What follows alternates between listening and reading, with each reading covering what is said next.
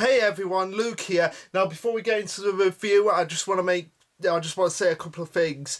Number one, it is absolutely roasting in like England at the moment. It's like 25, 26 degrees. It's like somewhere like that. So yeah, we're very much coming into the summer season pretty soon. Although even though we're still in the spring at this point, it still feels like summer. So again, if at some point I decide to just take the hat off because it's too hot, that's all I'm going to say about that. But also as well, if you do hear any creaking, it's because I'm standing on newspaper because someone, no naming any names, my cat decided to do its you know what on the floor. So yeah, I'm not standing in that. But yeah, that's kind of disgusting. But also as well, I want to talk about a couple of things that I've noticed in regards to the last chapter that I didn't actually bring up because I thought, mainly because I was too tired at the time and it was just such a short chapter that I kind of missed a few things. But hopefully we can rectify that in this review. So with that being said, let's jump right into the video. Tried to do the Addams Family thing there where they click with both hands, but I couldn't do it. So yeah, let's just get right into it.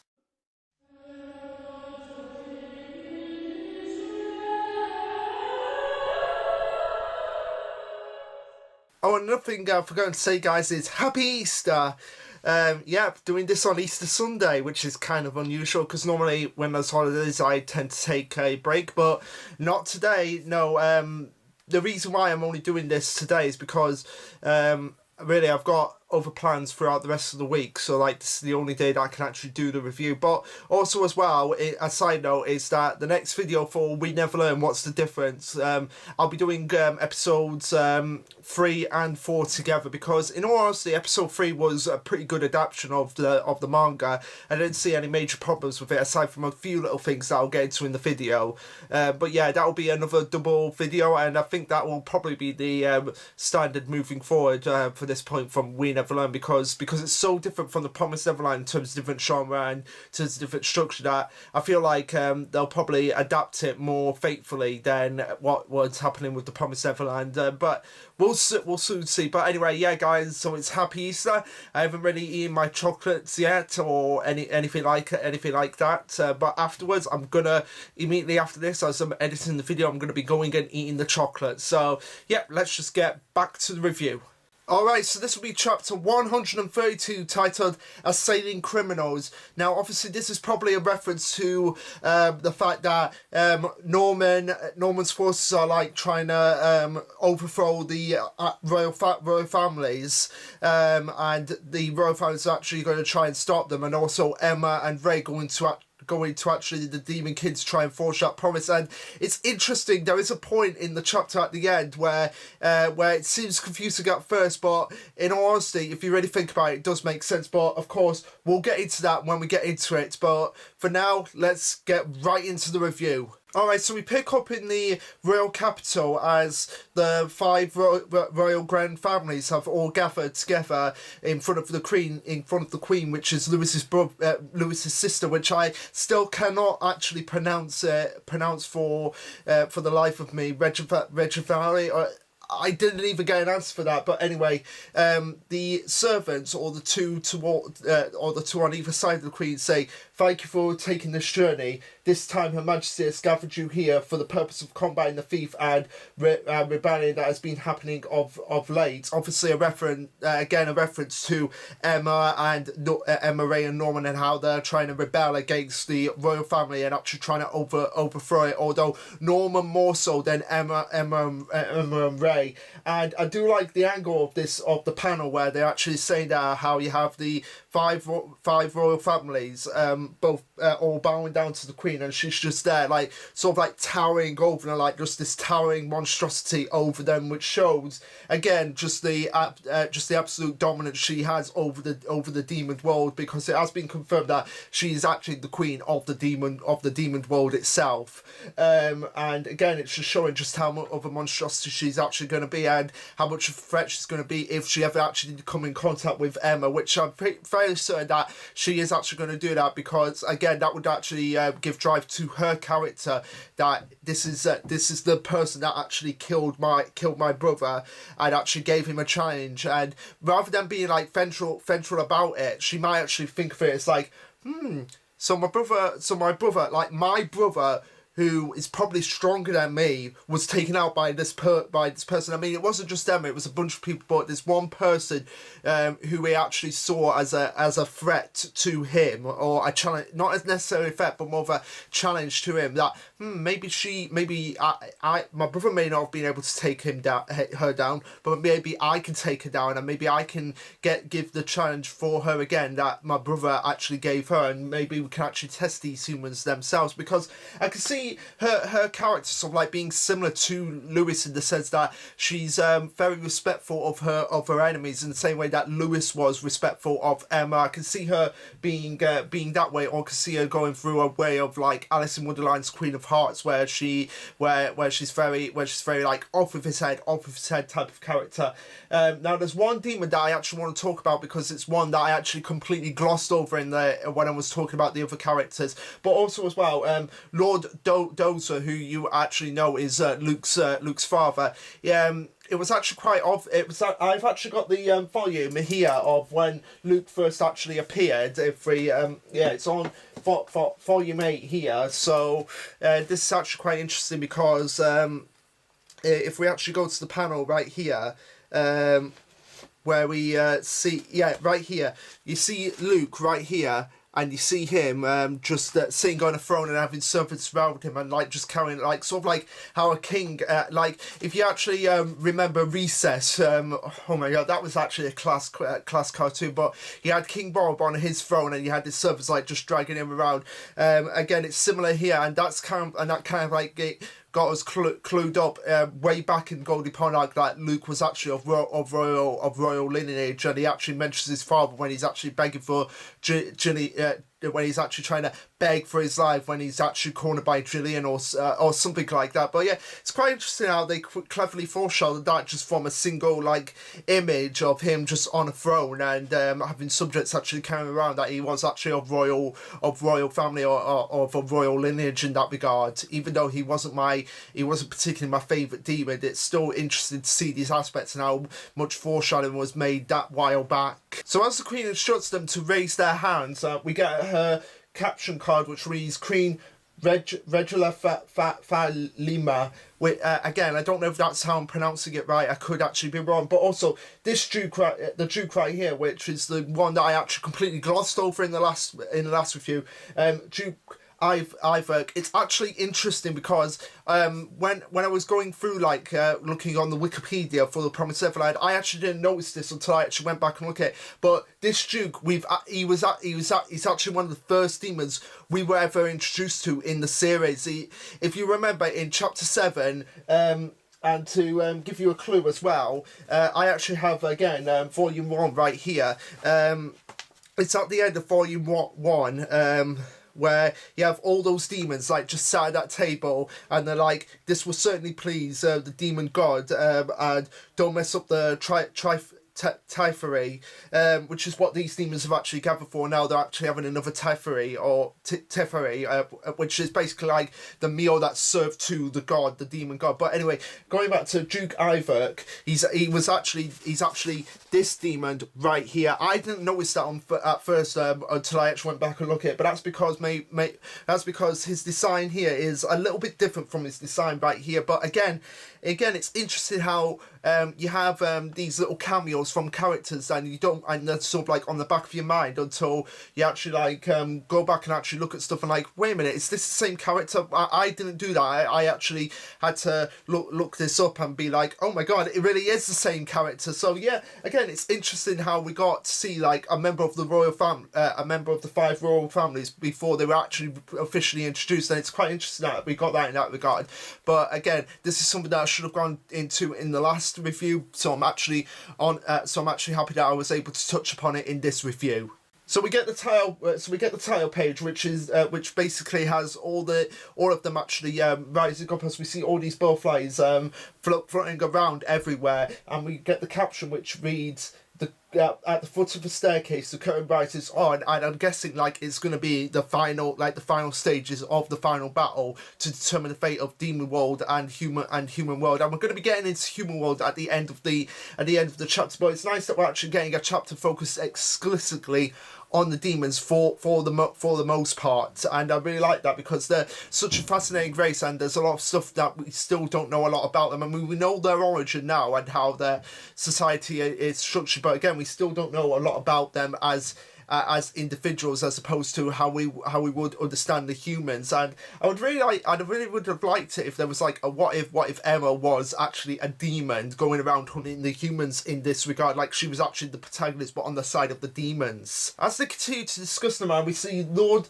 Pupo and Lord Noma going on and discussing like the thievery from all the farms, and this is obviously reference to what Norman's actually been doing in this regard, how he's been liberating all the farms in Demon World to actually get all the kids out so that they can actually start a rebellion against the royal family and like cut off their food supply. They go on to say that matter about various farms being indiscriminately targeted is it's been increasing even more these past 6 months, which again is obviously in conjunction with the fact that we have Barbara, Vincent, Cecilo and Sassy actually being like the vanguard, basically the vanguard unit to Norman's attack force, and I feel like these guys are going to be like the vanguard unit for Queen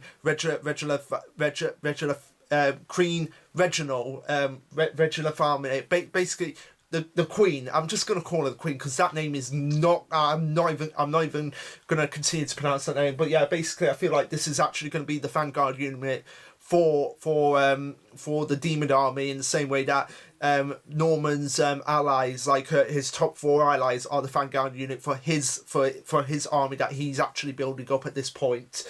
I mean, obviously he's got the demons on his side as well, but I feel like even though he says he's just going to leave it to them for those demons to like actually clash, I feel like he's actually going to get involved at some point. After thinking about it more in that regard, it does make sense for him to actually get involved, to actually just build up the ruse that he's actually allied with the demons or something like that. But anyway, they continue on. They say, and thus the shortage of human meat has locally caused much discontent amongst many of our subjects. We are currently taking measures like sending around meat from elsewhere, but we assume that subjugation through warfare might be required. And Lord Dozer goes on to say, I agree. The damage has been practically high in the territory of both Lord Bayon and Noma. So obviously Norman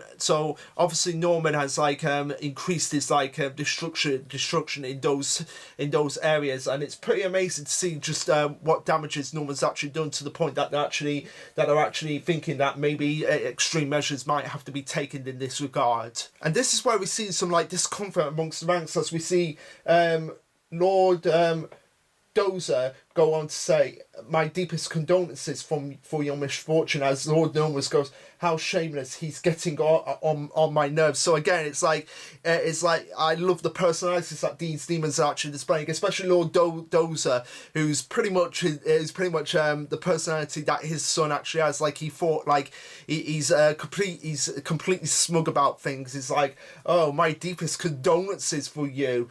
It must be for your misfortune, and you know he's thinking like, you've got it way worse than we have. I mean, we still have some meat, whereas you guys are running out of meat, and you might have to find extreme measures in that regard. And we see Null Numbers just like he's getting on my nerves here, which is pretty much which is pretty much similar to how Lewis viewed Luke in that regard, because Luke was more of the type was like, I'm gonna toy with my parents. I'm still gonna eat them, but I'm just gonna toy with them, like playing like just how you say, not to play with your food. Luke was playing with his food, and Lewis took that as like an offence to demons. Like in volume 8, if we go back to what Lewis actually says, where is it? It's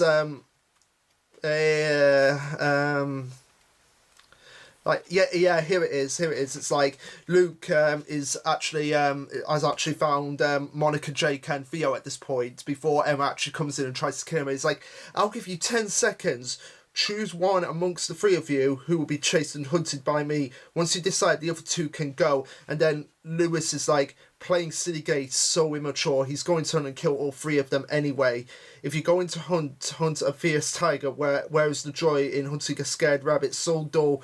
All of them are too easy. There's no challenge. And again, Dozer has like that kind of mentality that his son actually has, which Noma actually despises. Like, why do you have to rub salt in our wounds? It's the same thing that Lewis had. It's like, why do you have to like rub it in their faces? Like, yes, we are stronger than them, but you don't have to rub it in their faces. If you're just going to kill them, just kill them now.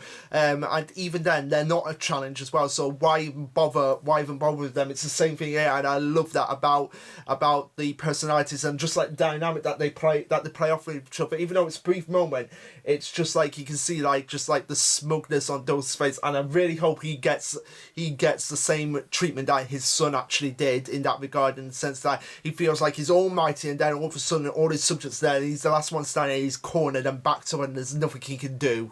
Now again, something else that's actually interesting that's brought up here is Lord Bayard, the second Lord Bayard, who is the son of the previous Lord Bayard that was killed at Goldie Pond. He says, "Nay, the problem isn't limited to our territory; it's been hidden from the public. But Lambida and several of the derivative farms have already been destroyed." So again, that's actually kind of interesting that how they're kind of like brushing things under the rug, because it just shows corruption in the royal family from their public, and again showing the greyness of this world, like that like how there's similar parallels going on between the demon side and the human side in Demon World, and how it's kind of like, oh, there's nothing going on, and how they're trying to keep everything from the public in order to like not feel like they're actually losing power and losing control. It's the same thing that's happening with the humans in terms of the farms, how they were living basically a lie, and how the demon population, like the regular civilian demon population, is actually living a lie by them saying like, oh, there's nothing going on, you don't have to worry, we still have all the meat, we're still in control, where it's like, no, they are not in control. They are actually losing control, and they're actually losing badly to the humans at this point if all these farms are actually being destroyed. And it's going to be interesting in what happens if the actual general public actually finds out like all how much the humans have actually done on their side.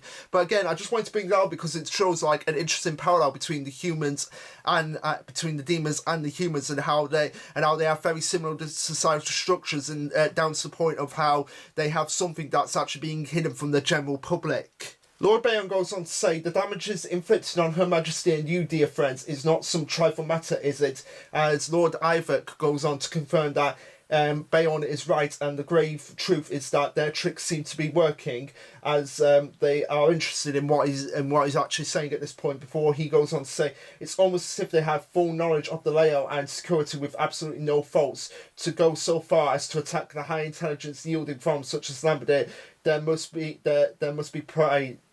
must prize the brains.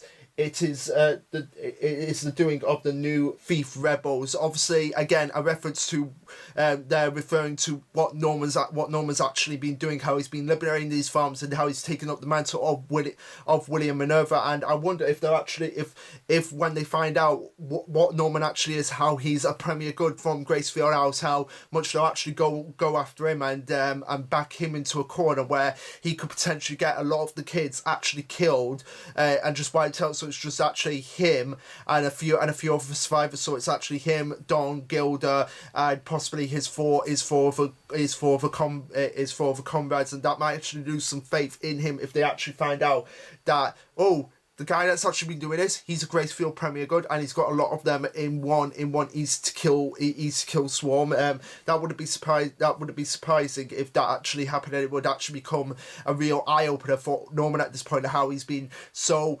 adamant about killing the demon, killing him higher up, so he has actually looks at the bigger picture and missed out a few little faults, because Norman is capable of making mistakes and actually being wrong at times, and that was something that was actually very apparent in Gracefield House, and I feel like it's going to come back to bite him in the ass later on. They go on to say, I'm not sure about how and where lower class demons managed to achieve these feats, but if the thieves end up eating the human meat from the Lombardy series farms. Oh, okay, so it's not Norman. So it's probably a reference to Lord Great Brienne, that Norman has actually made a pact with, that they're actually stealing the meat from the human farms in order to serve themselves. But again, they don't. So at this point, they don't actually know that it's actually Norman that's doing this, and they think it's actually other demons that are actually the thieves. So again, I apologise, I was wrong here. I actually thought they were referring to Norman, but no. As it turns out here, that they're actually referring to the other demons, like Lord Graham, who's actually made a pact with Norman to actually be on their side, and I feel like he's actually the one that's actually been going. Oh no, maybe the thing is that they probably think that it's demons, but no, it's actually humans that are doing this. It's actually Norman. Like, they probably don't know at this point, but again, that would actually be interesting if they actually found out that it's actually a Gracefield House kid that's actually the one that's behind all of this. So again, this might be a case of, like, they think that it's demons going after all the meat and everything, where in fact it's actually humans that are actually doing this. So again, it's interesting how much of an impression, if this is actually the case, if this is actually what has actually been planned, that they don't actually know that Norman's the one actually doing this. It's pretty interesting, and I'm very adamant on Norman's part about what he's actually been doing, even though I don't personally agree with what he's actually doing on a lot of the actual parts of his plan, in the same way that Emma doesn't agree with it. But again, if this is the case, then I've got to commend Norman for actually doing this, for actually tricking these demons into thinking that it's actually other demons that are actually doing this, destroying the Lombardy farms and going after all these meats. Because again, like it says here, I'm not sure how and where lower caste demons managed to achieve these feats. But again, yeah, they probably think that it's demons that are actually doing this, but no, it's actually humans that are actually doing this, and it's very interesting to see what will happen when they actually find out that in this regard. But continuing on, they say. Then they go on to say, then they cease to be ignorant lower class demons without intelligence and power. One large unified force begrudging us, and then the demon queen actually just I apologise, guys. The queen actually goes, "This is serious." As we see her finger, like basically that long finger at the beginning, at the end of last chapter, that I thought was a sword that was actually doing a coronation for the queen, is actually her finger. It's actually her fingernail, and it just stabs the butterfly right through. Like, it's the butterfly's flapping, and it's just like. Right through it, right there. And she goes on to say, "I will not allow rebellion. No matter who it is, you are to locate, catch, and dispose of them. Inform the enemy army. Organize a team to call them immediately. They must have already their sights on the castle. This isn't a single country or territory's problems. We will crush them with all our might. These are assailing criminals. The problem shall be settled before the Tiferi." As we see, just like this long line of armies. Basically, this is Lord of the Rings, Orcs and Yokai level army. Like when you see in Lord of the Rings how Saruman, it's just like we've got 10,000 troops here, and Wormtail's like 10,000. That's not Wormtail. Wormtongue is just like 10,000. That's just impossible. And then you just see this big ass army around one of the two towers that just zooms out, and again it's really impressive how much of an army the demons actually have at this point. And again, it's setting up the stage for a civil war, but not just on the demon side, but also on the human side, if Norm's plan goes to absolute plots at this point. But again, what I want to talk about is actually the way the demon queen, like, she just sliced that butterfly clean down the middle, and it's pretty impressive on her part. And I really want her to get in a fight with Emma at this point, just to see how much Emma has developed over the past 2 years, and how big of a challenge it's going to be, not just for Emma but also for the Demon Queen in this regard. So again, like I said, the royal families, like the 5 royal regiment families, I feel like what's going to happen here is that they're going to be a vanguard unit, and they're going to have a little section of the army to go out and dispose of who is actually causing these disturbances, like actually cutting off the meat supply for the demons. And they might actually run across Norman's forces, or they may not. They might actually come across the demon forces, and then they might actually capture the demon, torture, and then they might actually spill the beans of what's actually been going on. And then they might actually go after Norman's forces and tell them exactly where they are, or something like that. I don't know where that's actually going to go, but it's pretty interesting how they're just like building up just how insane the final arc is going to turn into when we get to the climax of the arc. And as the demon army is getting ready to immobilize and start its formation, I'd actually go out into the demon world. We cut to someone who's watching with a telescope, and I feel like, at first I thought this was going to be someone like Cecilo, but no, as we'll see in a bit, it's actually not Cecilo. So I feel like it's either Hattori or Jin, someone like that. But I can't really tell at this point, just because they have like most of their faces covered up, so that we can only tell from the eyes and maybe a little bit of the top of their hair. But yeah,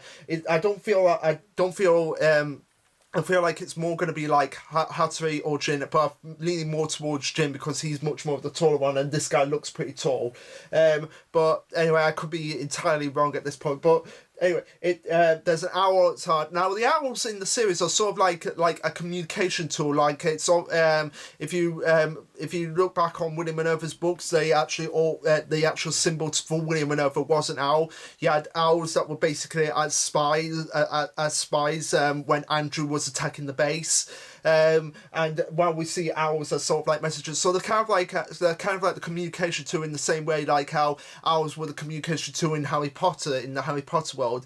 But anyway, going on, the guy says to the owl, "Hurry to the boss," as the owl takes off, and we cut over to Vincent, who's actually reading some text, and they say they've moved, and he says to Norman, "They've moved," obviously referring to actually how the demons are actually moving along and actually formulating their plans. And he's like, "All right, the first move." And I really love how I really love here what Norman's actually doing in this regard, how he's using a chessboard to actually pinpoint where the enemy's actually gonna formulate and actually make up, and it's actually making up his plans. And it's very interesting because it's also symbolism in that regard, because chess was very much used throughout the first arc of The Promised Neverland, how it was a chess game between Emma, Ray and Norman versus Mama, and how she was always moving the pieces to her regard, and how they were always moving the pieces in that regard. And I'm a fan of chess. Like, I love chess as a game. Because I feel like it's the ultimate game of strategy. How you have 16 pieces, and you have to utilize those pieces in certain ways in order to trap your enemy, so that you can actually put them into checkmate. And again, I love that Norman is using that analogy for this situation. It's like, okay, I have an army, the demons have an army, so now we have to use them and pinpoint certain locations where we can actually checkmate them as well. So yeah, I love that about how Norman uses that as symbolism for not just it's a game of strategy, but also to use it for warfare as well. As Norman continues on and is very pleased with how everything is going, it goes all according to plan, and we see like, okay, just Norman, you're an awesome character, but you're really creeping me out here. Like, he just has the eye, basically, like, he has the eyes and eyes, and yeah, it's pretty much eyes and eyes, like the alchemy eyes. It's like all according to plan. And he and again, I love the shading here. Like, I didn't notice the shading here, but like, if you look at how it's structured, it's like place the chess piece down, and you see like half his face is black, half his face is white, and this is obviously a reference to what he said in one of the more recent chapters, how he's going to be a god, an angel, and a devil at the same time, no matter what Emma says. So again, it's sort of like he's blurring the line between that good-natured guy and but also a very psychotic and evil-natured guy that Emma would not agree will not agree with 100%. And I love that, about it, and how they took that line and actually made it much more symbolic than it was. Norman goes on to say, "This is good. If we attack the plantation, the people's disintegrate factions will rise, and the monarchy will have no choice but to move to stop them. Our objective here is the heads of the royal family and regiment houses. Even having them fight with Giran, the number of powerful soldiers in the royal family will still be an obstacle." And he's not kidding. We saw recently just what has been going on, like just the vast amount of army that the demons actually have at this point. I can't pinpoint the exact amount, but I'm pretty sure that it's going to be something like around 200 to 300 subordinates or foot soldiers that are actually going to be very difficult to take down. Like, we know how difficult these demons are compared to what capacities that humans can pull off. These demons, even though they're foot soldiers, they're going to be incredibly strong, and it's going to be an incredibly difficult battle to get through. But again, I feel like that's what's happening here. It's like Norman, it's like the demons actually feel like, okay, they don't know the agreement between Giran and Norman, and they actually think that Giran's the only one who's doing this, like liberating all the farms. Like, he's like, they feel like they're giving him all the credit for actually doing this, and they're not actually realizing that it's actually humans that are actually doing this. And I feel like that's going to come into play later on, and it's going to make Norman's eyes open in a really bad and horrific way. Norman continues on and says, so to start, we'll divide their army. Now, I'm not sure how they're actually going to do this, whether they're going to have...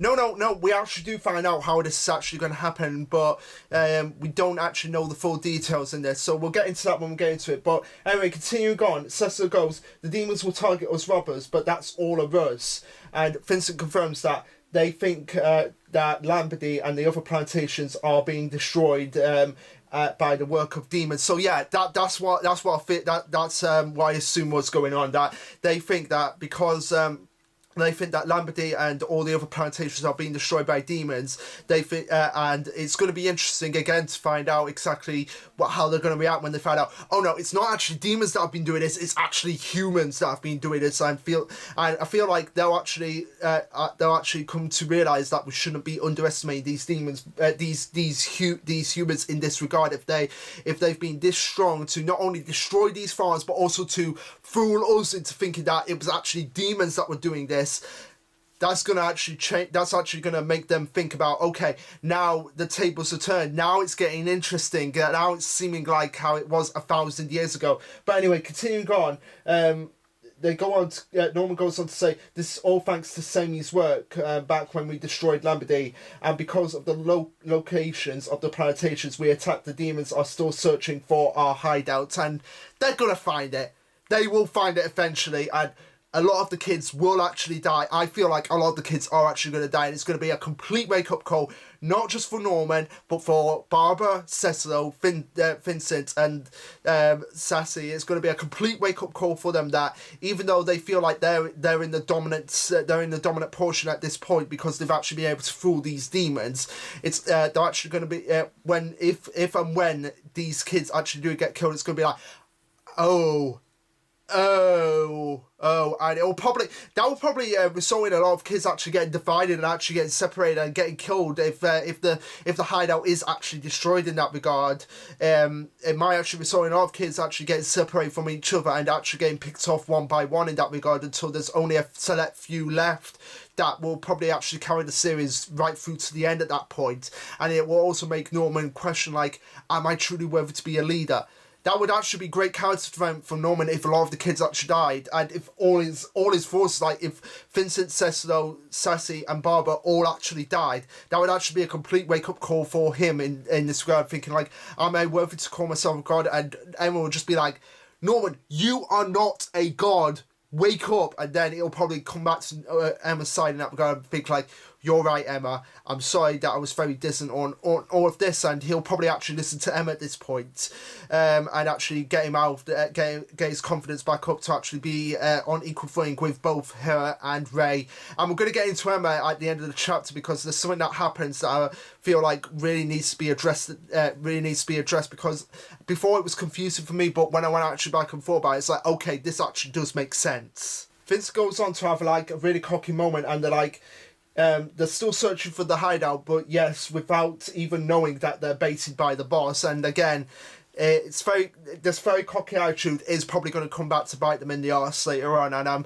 And what I'm preparing for because I really do like these characters, but again, I know like these characters are so cocky that it's going to come back to bite them, and it's going to be a complete wake-up call for them when something terrible actually does happen again, because they feel like at this point they feel like they're invincible, like they've got the demons fooled, but no, the demons are always going to be probably one step ahead of them, and they're going to probably think like, wait a second, what if they're actually humans? And at first, probably some demons might not actually believe that, but again, the more they'll probably think about it, the more they'll be like, no, this actually does make sense, because they'll be thinking like, wait, why isn't my brother, your father, and your son actually made contact in years? It's Office of the Queen talking to Doza and Bayon, and it'd probably be like, okay, so they had humans in this place, and now they're all dead.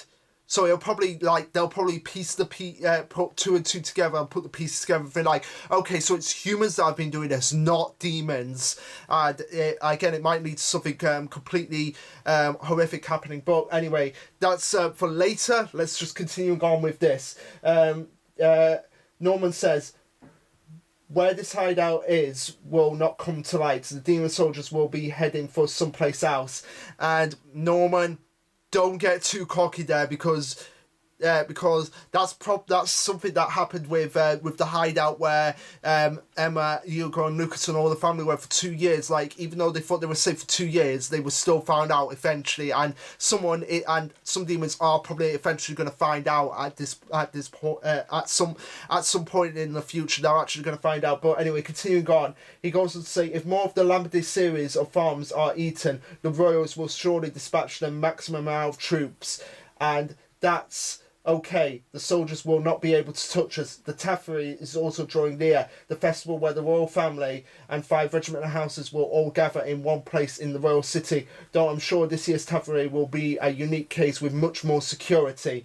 And Barbara goes on to say, then we'll do it in 8 days, Norman says. We'll kill the royals and aristocrats in the middle of the Taffery. So again, this is similar to what's going on in One Piece at the moment, where I believe it's the Fire Festival in 2 weeks. That's when they're going to do the big attack on Kaido's forces and going to try and overthrow him. So I feel something similar is happening here. But again, it's probably not going to go the same way as what is probably going to go in One Piece. There's probably going to be a lot of casualties and a lot of death in that regard. And again, it might result in a lot of wake-up calls for these characters, because they're being so cocky at this point. They feel like, oh, these demons, they're not going to find us. They will find you, and it's going to be hell on earth when they do. As everyone gets excited and Barbara gets even more crazy than usual, well, not as crazy as she's been in the previous chapters, she goes on to say, only 8 days. In 8 days, the world will completely change. Yes, it will, but not in the way you're probably thinking in this regard. As Norman goes on to say, now let's start the game. Let's point out our next move. Next would be that. How do we handle the problem of the cursed blood? Obviously, a reference to Musica, and how they have to actually sort her out, because if she is captured by the Royal Regiment family, then it's game over. It's game over for the humans. Like, they could just wipe out the humans off the face of the earth, and they don't have to worry about degenerated. So they need to figure out what to do about Musica as soon as possible. And Vincent goes on to say, we won't be able to realise our plan if that evil blood is still out there.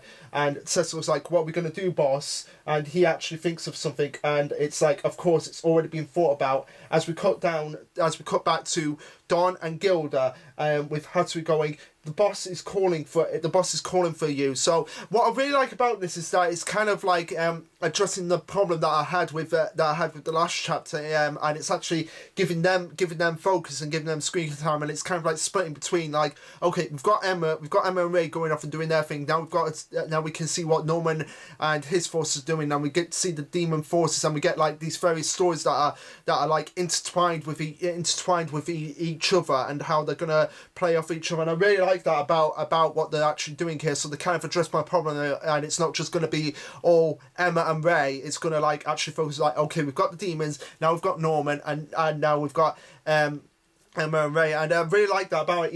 Even though it's kind, I really wish some others I'd have gone with Norman and with Emma and Ray to actually find the Demon King and actually create this new promise that's actually going to be coming into fruition. But this is the best out of worst situation. As Don goes, Norman is, and then we don't see him again for the rest of the chapter.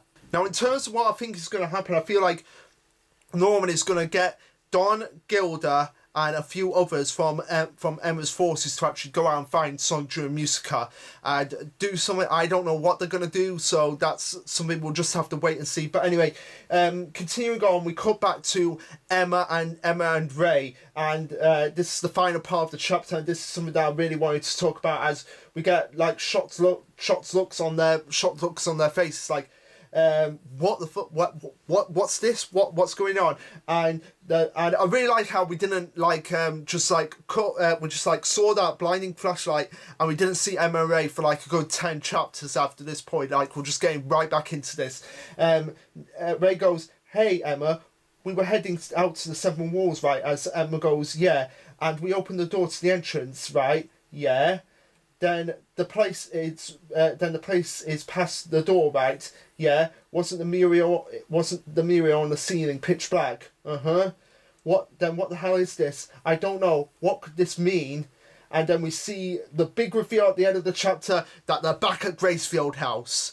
That the door that they went through, it took them back home. It took them back to Gracefield House. And the caption says, before their eyes, a familiar place filled with nostalgia. And that's where the chapter ends. Okay, so the fact that Gracefield House is actually pristine could be one of two things. Either they've travelled back in time, or that Gracefield has been rebuilt ever since the fire. Because it has been 2 years at this point, like more than 2 years since they actually left Gracefield House. So it's not a stretch to say that it has been rebuilt, and Mama is actually back to actually running the house, and we could actually see Isabella again, and that would be really, really neat to see, to actually confirm what had actually happened to Isabella since the ending of Gracefield House. Now, I'm leaning more towards that they've actually just been sent there rather than being sent back in time. And the reason why I've said this is because when Emma and Lucas went to actually get that telephone message from William Minerva, Peter Atari, he mentioned that one of the entrances to Human World was back at Gracefield House. Like, there was a secret passage under Gracefield House that they could actually go through to get through to Human World. Now, what I feel is actually going on here is that when they find that actual passageway, is going to lead them back to that room with the Demon King, and it's actually going to be like, okay, you've got the door to where you actually go to see the Demon King. Then you've got like one of the farms that you actually go to based on your DNA, that your blood that's actually been offered up to actually transport you to this door. It's going to take you to the house that you're actually from based on your DNA or something like that, or it's going to tap into your subconscious and and take you back to the one place that you felt most comfortable. But in that case, it would be like the shelter. So I feel like it's something to do with like their DNA and where they actually grew up or something like that, where they were actually born, and then they go to find the passage to Human World. But before they can actually get to Human World, they have to actually go to the Demon King. So it's kind of like door, then place, then find entrance, then find Demon King, Seven Walls, and then find Human World. So I feel like that is what's going on here. That in order to get to the Seven Walls, they have to go through the secret passage that was in Gracefield, as that was mentioned in James Watari's video message. And I actually did have to go back and actually read the chapter where they actually got that message from James Watari, William Minerva, and he does actually confirm that one of the ways to get to Human World is through Gracefield House and through Grand Valley and through Glory Bell and all the other plantations. So I feel like that's what's going to happen. Like there's like going to be like a passage where all the plantations like sort of like connect, and then you actually go through that, and then you actually go through that and actually enter the Seven Walls where you actually meet the Demon King. But anyway, guys, that's all I can speculate at this point. So it's either time travel, or this is actually the way to get to actually get to the Seven Walls. It's actually like the houses are actually like a passageway to the Seven Walls, and then once you've actually made that point, you can actually go to the Human World or something like that. Or it might possibly be that they've actually just travelled back in time. That's certainly a possibility that's happened. I don't know why that would have happened, but I guess we'll have to wait and see. But again, I really liked that, and it makes me wonder, are we actually going to see Isabella, Mama Isabella again? But we'll just have to wait and see. So anyway, guys, that was chapter 132. Honestly, I really like that, because we're actually moving forward with actually the battles that are being set up in this regard, and it'll be interesting to see what Norman's got planned for Don and Gilda and Musica, and how that's gonna play out. And I really hope that Emma does meet the Demon Queen and they actually have a fight, and to see which side is actually superior in that regard. Anyway, in terms of what's happening with Gracefield House, I have no idea. I don't know where they're actually going to go with that, and it's really interesting to see that they're actually doing these cliffhangers again to actually get myself like really invested and feel like, oh my, this is actually going to be happening. And I really like how they're actually like the authors are actually trying like, okay, we've got all these characters, we have to split them up. We have to split them up, and we have to give some characters focus, and we have to give other characters focus. And I really like the structure that they're going with, and if they keep this up, then maybe they can actually make up for the fact that they've got such a large cast of characters that they can actually focus on them and give them a lot more screen time than it just being like, okay, we're going to focus on one batch of characters, then just going to forget about them and then add another batch of characters. The fact that they're splitting them up is a good idea, but I feel like more characters should have gone with Emma and Ray in this regard. But anyway, guys, what did you think of the chapter? Let me know. Like, subscribe, comment, all that jazz. And this will be Lasher Luke signing off. Later, guys.